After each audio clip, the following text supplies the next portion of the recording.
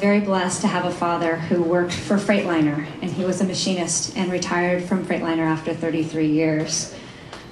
It is his work and his commitment to his family that inspired me each and every day.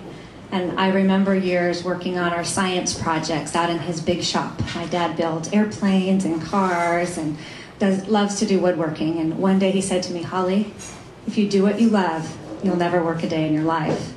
My dad is a man of few words.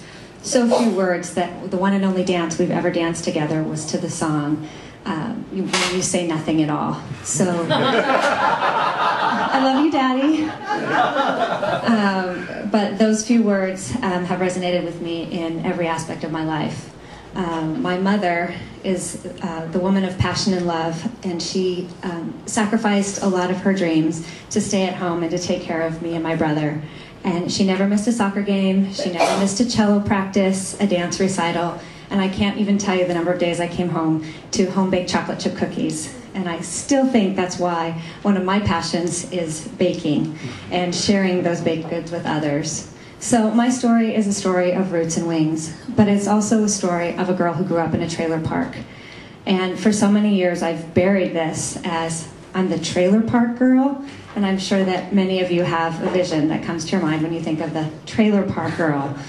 So tonight I'm here to say, you know what, I'm the trailer park girl with a lot of really big dreams, and I often would put those dreams on hold because I didn't think that I would make it in corporate America. So I found my home in volunteerism, and I found my career and my friends and my networking.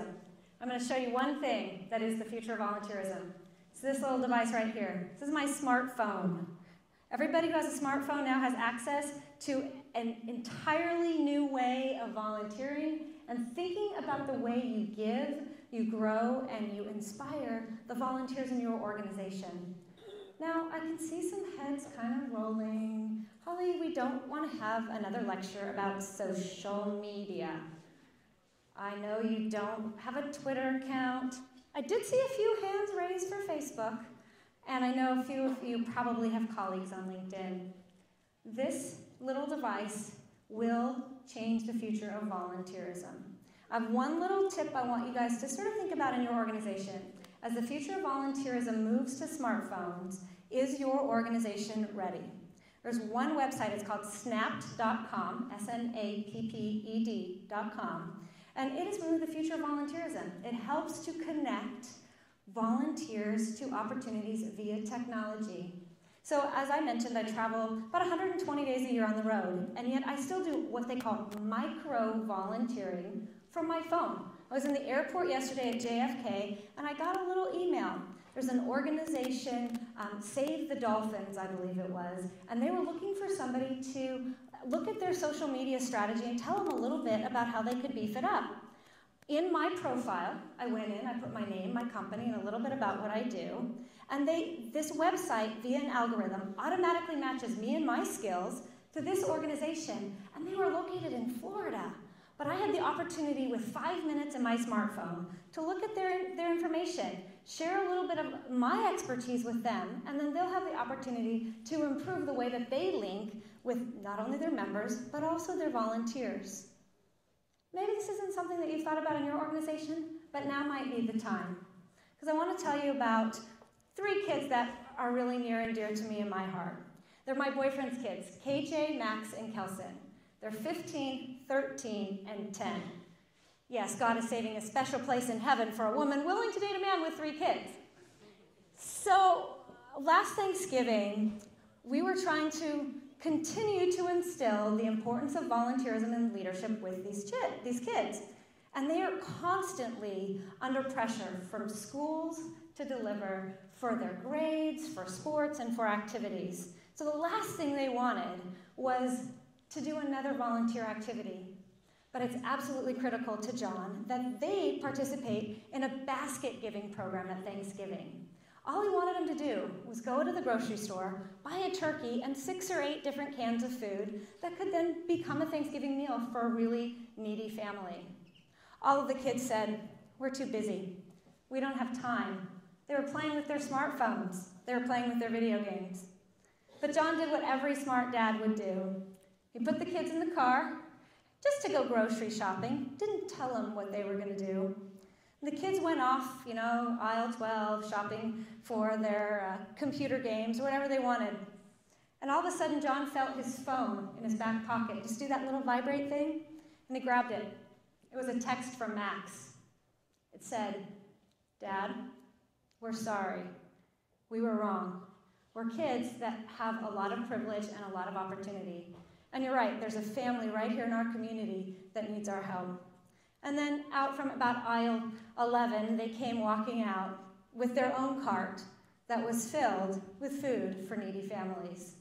Sometimes the kids today get a bad rap for volunteerism, that they're not giving enough or they don't have time. I'm here to tell you that I've experienced from these 3 kids, they do want to volunteer. They just need some of those senior folks to share with them a little bit of their past, the story of how volunteerism has helped them to grow. But they also need those people to start thinking about really cool ways to get them involved. It might be using technology, might be sending them an email, or maybe a little text. But either way, we all stand on the shoulder of giants. And it's up to us in this room to innovate, to elevate, and to look at new solutions to engage the volunteer leaders of the future.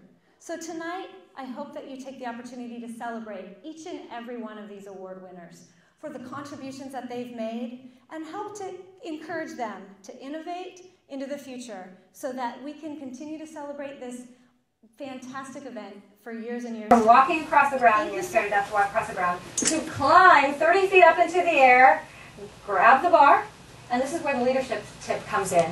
When you do the flying trapeze, you literally hold onto the bar and you have to jump with both feet at the same time.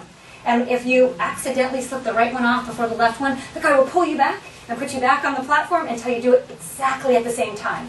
And that's what Generation Now leaders do. And that's a little bit about what we're going to talk about today, is how you can dive into this meeting industry, maybe with a new energy, a new excitement. Yes, I know times are changing. I know times can be a little bit chaotic right now, and we may not always know what to expect. But what's really cool is we have the opportunity to really create, reimagine, jump in, and create what we want this industry to look like in the future. So for me, it's not about, are you an X? Are you a Y? Are you a Z? Are you a baby boomer? If you and your organization are sitting at your desk right now and pointing at maybe your younger staff, you're really frustrated by all the changes they want to make, or maybe you're looking at a senior leader, your boss that has you in that tight jacket and you can't move. Maybe stop pointing fingers, look at these 7 strategies and implement one so that you can be a Generation Now leader. Any questions? Don't hesitate to reach out to me. I have my cards, there may be a few of them still on the table. What I know for sure is you guys are all already a Generation Now leader. But now's the time and the opportunity to just really pick it up to the next level and the next steps. So thank you so much for joining us. Have a fantastic last session of the day. And go out and make our industry more innovative and really embrace the fact that you are a Generation Now leader. Thank you so much.